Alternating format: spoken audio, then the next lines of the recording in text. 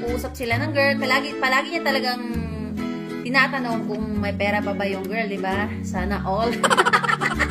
So, for today's vlog is pag-uusapan natin yung mga signs na nahuhulog na si Afam sa'yo. So, first sign na nahuhulog na si Afam sa'yo, ito yung Afam na serious, hindi yung mga papong, paasa, yung mga ganun, hindi yung mga maliw, hindi yung ganyan ha. Ito na talaga yung foreigner na serious na talaga. Let's start na! Number one sign na nahuhulog yung Afam sa'yo is siya palagi ha. Take note, siya palagi ang unang nangungumusta at nagme-message sa'yo. So, dun sa sinabi ko, kung dati yung Afam mo is one-word response lang siya sa'yo, pag sinabi mong, hi, how are you? Sinabi lang na fine. Wala nang follow-up. Wala na siyang follow-up na sasabihin sa'yo, girl.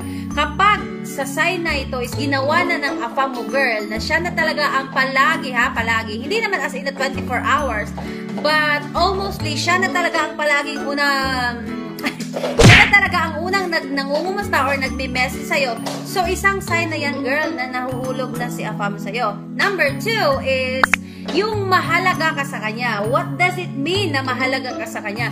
Mahalaga ka sa kanya, girl. Eto siya ha. Yung sinabi ko dati na yung Afam is nagpapadala ng pera, di ba? Nag-e-invest siya sa'yo. Yung isang Afam na seryoso or yung isang Afam na ready na talaga mag-settle down or ready na talagang dalhin ka sa country niya, kapag nag-invest na siya sa'yo, meaning na mahalaga ka sa kanya. May plan na siya for the future about sa inyong dalawa. Number 4 is hindi na siya naboboard na kausap ka. Which means, isang sign na yan na nahuhulog na siya sa'yo. Let's proceed sa number 5. Yung number 5 is iniiwasan na niya na makipag-usap sa ibang babae. Which means na kino-close na yung mga account niya sa dating app, sa mga dating site. Then, umiiwas siya kapag may mga babaeng nagme-message sa kanya or ipapaalam niya sa'yo. Proceed na sa number 6. Eto talaga yung malalaman mo na din na nahuhulog na talaga si Afam sa'yo, girl, is yung sasabihin na talaga ni Afam, girl, na love ka niya. Love ka niya. As in, love ka niya.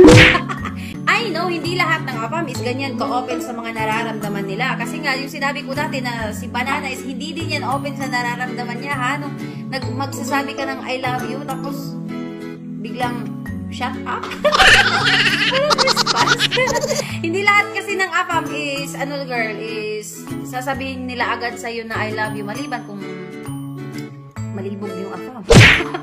Kasi yung seryoso talaga na Afam is, ginagawa naman nila yung, pinapakita nila yung love nila through their action. So, yun. Number 7 is yung palagi siyang concern sa'yo. So, dito mo na din malalaman na yung Afam mo is nahuhulog na talaga sa'yo is yung concern siya sa'yo.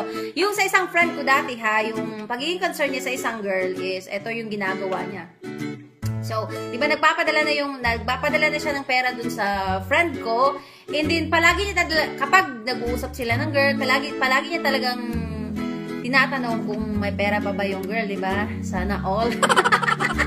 So, yun, isa din yan sa sign na nahuhulog na si Afam sa'yo. Pero hindi lang, porket nagpadala ng pera ha, is nahuhulog na talaga siya sa'yo. Meron din naman kasi ibang Afam na nagpapadala ng pera kasi gusto nila na maghubad ka sa harap ng cam. Pag ganon, pag nakuha mo na yung pera, naku, huwag mo nang kausapin, girl. Nagturo. Doon na tayo sa number 8. Number 8 na sign na nahuhulog na talaga yung Afam mo sa'yo is yung madalas kanya talagang purihin, girl. Yung basta sasabihin niya sa'yo na you're beautiful today. At today lang pala.